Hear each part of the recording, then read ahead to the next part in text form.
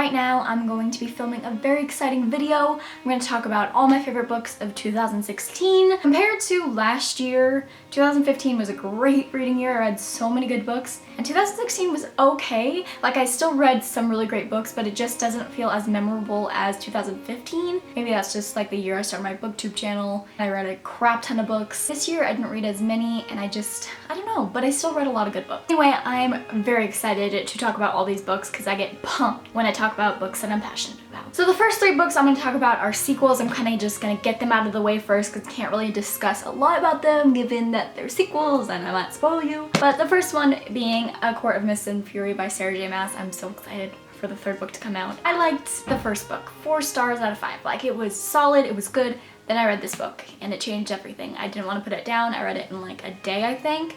And Rysand, or however you want to pronounce it, Rysand. People pronounce it differently, but I've always pronounced it Rysand and I ain't changing it now. This book was just incredible. It was incredible. The world building, the character development, the way that Sarah J Maas makes you completely change your views on character is mind-blowing. Sometimes it's a little confusing because you're like, wait, is this the same character from the first book? But nonetheless, it's amazing. I loved her books, even though they're kind of messy, they're kind of like all over the place, in the best way possible. I'll always defend her. One of my favorite authors, and this book was perfect. Next book was so good that I have it tattooed on my body. That is The Raven King by Maggie Stiefvater, the last book in the Raven cycle, but I heard that Ronan is gonna get his own spin-off series. I cannot stress enough how much I love that boy, and if he gets his own series, or he is going to get his series, he is. It's gonna be fantastic, and I might just get his face tattooed on my body. There were a couple things that I would have liked more cleared up in this, just because I don't really like open ends in any stories. Like, maybe there's the exception of a couple when their kind of writing style and the story is open, but there's some things that just want concluded. Some of that was in here, but still, it was amazing. Maggie Stiefvater is an angel, a writing angel, and we don't deserve her. I still am like, how did you come up with this? How does one's brain do this stuff? But she did it. 5 out of 5 stars, 1,000 out of 1,000 stars. She's amazing. Love this book. Cannot wait to read everything she's written. Next sequel is very obvious because this author really got me into reading really hardcorely. That's not a word, but we'll just make it one. And that is Lady Midnight by Cassandra Clare, the first book in the Dark Artifices series. I'm so excited for the sequel to this. Wait, this isn't even a sequel. This is the first book. Why am I thinking it's a sequel? It's not a sequel. It's like a spin-off series. You know what I'm talking about? If you know the Mortal Instruments. My love for Cassandra Clare's books runs so deep. I feel it in my bones. And this book was pure perfection. I can't tell you really, except maybe the ending ticked me off a little bit, but usually endings do because I'm like, why do you have to end? But I can't even, you guys. Look at these tabs. Such beautiful writing, characters. Julian is a little cinnamon roll. We love him. Emma, she's great. She's refreshing. And yeah. I'm not talking about what these are about, like, obviously, because the last 2 were sequels, but they're very popular books, so hopefully you know what they're about. The next 2 books I'm going to talk about are set during World War II. I recommend that you're going to read one of them first, just because there is kind of, I don't know, the second book sort of correlates with the first one, and I just believe that timeline-wise you should read it. You will benefit thoroughly from both reads. The first one is Between Shades of Grey by Ruta Sepetys, and the second one is Salt to the Sea by Ruta Sepetys. I don't know if I'm saying her last name right. I don't know. These books, even thinking about them, warms my heart, but also they're really sad, but they're necessary to read, and they're so beautiful, set during one of my favorite time periods to read about. First one, this one, it follows, it's set in Lithuania in 1941. We follow a 15-year-old girl named Lena, and she's wanting to go to art school, but her family, her brother, her mother are taken by the Soviet police, and they are taken to a work camp. They're separated.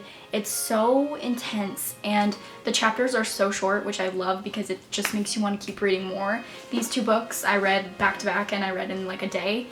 And even though they're heavy, they're light in a way. I don't know how to describe it. It's just amazing. And then Salt to the Sea is set during World War II as well, and we are following different perspectives. All the characters are from different homelands. Some are from Germany, some are from Prussia, and they're all seeking, not all, but most are seeking refuge on a ship called the Wilhelm Gustloff, which is an actual ship during World War II, and it's actually one of the biggest tragedies of World War II that has gone unknown by so many people, including myself, which I love World War II, but I didn't even know about this event, which is crazy because you will not believe what happens. You just read it. You guys, this book, her writing and her characters, they just drive a hole through your heart, but like also fill it at the same time, and that's the most beautiful thing that writers can do. So I recommend read this one first and read this one second. It's not necessary, I just think that you'll benefit more from it if you do. And my next favorite read of 2016 is also a book set during World War II, which is no surprise, but that is Codename Verity by Elizabeth Wein, or Wein, however you want to pronounce that. Actually heard that she's also coming out with another novel centering around Pearl Harbor, which is cool because I haven't read a lot of books centering around that. This book is set during 1943. We follow best friends and their British plane crashes in Nazi-occupied France, and one of the girls is taken into custody, Verity, that's her code name, and she's captured by the Gestapo, and she is basically interrogated and tortured throughout the novel, and she has to give up her mission, but if she gives up her mission, her best friend will die, or if she doesn't, she will die. There's no winning in this situation. I listened to this book on audio, which I prefer. I mean, if you read it, it's still going to be an amazing experience because it's an amazing book. Listening to the audiobook was it was something. This book, if I could describe it in 3 words, is twisty, emotional, and complex. Like, it's so complex that like every time I think about it, I'm like, how? It's just all intertwined. It's just so good.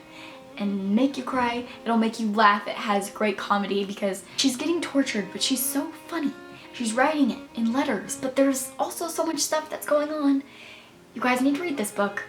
It's so good. My next favorite read of 2016 was such a surprise. I just picked it up because I thought it was gonna be kind of spooky, good for October or that time. And boy was I surprised, because this is actually one of my favorite books of all time, and that is A Madness So Discreet by Mindy McGinnis. I've heard a lot of great things about Mindy McGinnis, but this was just a random pickup for me. This book centers around a girl named Grace, actually, and she has had a rough go, extremely, that's putting it lightly. This is set during, I think, like 1700s, I think. But anyway, her family has done, or her father has done unthinkable things, and it's horrible. She's sent to an insane asylum. She's pregnant. While she's at the insane asylum, a doctor comes. He does like lobotomies for people in the insane asylum to kind of like dull them. And anyway, he discovers her, he talks to her, and he discovers that her brain is brilliant, and he wants her to be his assistant. So she goes to Ohio, I believe it is, and she's his assistant, and they're kind of investigating a murder. And she is so brilliant. There's so many great friendships in here, which is so good. The doctor in this reminded me of Sherlock in the sense that he's kind of blind to people's emotions. He just sees kind of the thing that he needs to solve. He doesn't understand emotion, but he's so smart with everything else. Kind of just logic isn't there, but he's so funny and smart.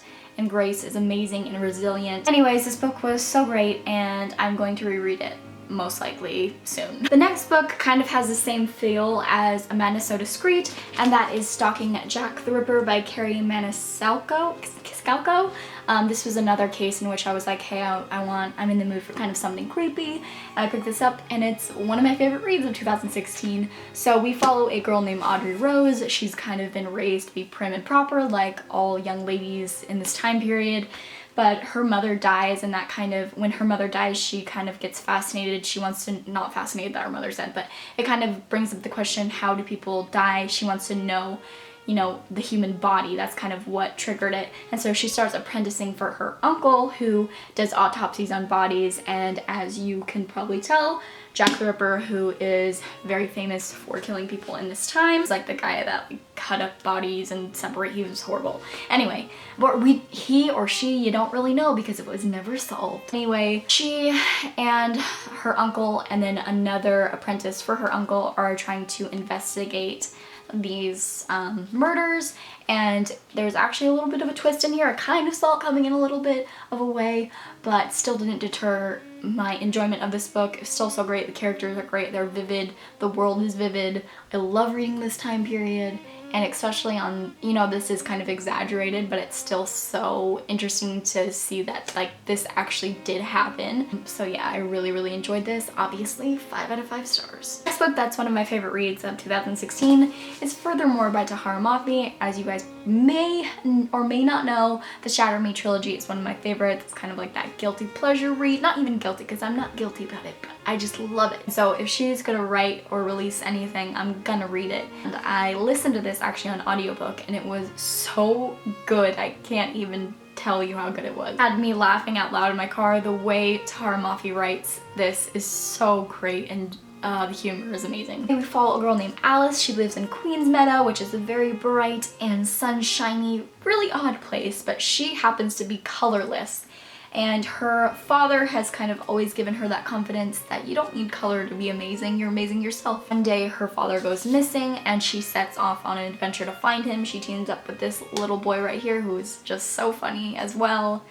And it's so good. It's just so good. There's great life lessons in this book hidden in the humor, and there's like satire, which I love. Oh, it's just very good. 5 out of 5 stars, obviously. Last book I'm going to talk about that is one of my favorite books of 2016, or favorite book in general, and that is A List of Cages by Robin Rowe. I was sent this in exchange for an honest review by Hyperion. I'm so glad that I got it because I wasn't expecting it to be this good. I mean, I'm not saying that I was like, hey, this book's gonna suck, but I just didn't really have any expectation. But oh my god, go into that book, or if you read this book, go into that with that like expectation, because usually when you do, you'll come out of a book like being like, oh my god, that's amazing. It's a duo perspective book. We follow Adam, who is kind of the all-star, not your typical kind of like, he's popular in high school, but he's likable. Everyone likes him, he's kind, and he's not a jerk, which is refreshing. We have Julian, who you don't really know a lot about him. You know that his parents passed away and he's living with his uncle. There's something up with his uncle. But anyway, Adam is contacted by one of the school teachers and she asks him if she can keep if he can keep his eye on Julian, because she just feels like maybe his home life isn't that great. Maybe something's going on, because Julian's very skittish and quiet and reserved. So Adam is always happy to help. So he does, and he finds out that Julian was actually one of his foster brothers who he had been out of contact with for like 5 years or something, because his uncle took Julian. And so basically Adam is trying to rekindle that relationship because they had a great relationship, and Julian is wanting that relationship too. And you find out about Julian's home life, and this book hits you so hard in the feelings. I have a whole separate review if you want to go look at it. I'll link it down below, but this book was so amazing. So those are all my favorite books of 2016. There's obviously a lot more that I really enjoyed that just didn't happen to be my favorite. But if you've read any of these and you agree with me, or you're excited to read them, or tell me your favorite reads of 2016, and I will probably pick them up because I'm always in the mood to buy new books. I feel like lately I've just been wanting to reread all my favorite books, like The Mortal Instruments. I'm rereading Harry Potter right now. I want to read the series of Unfortunate Events because I picked it up and I started reading it and I was like, oh my god, I need to finish this. It's so good.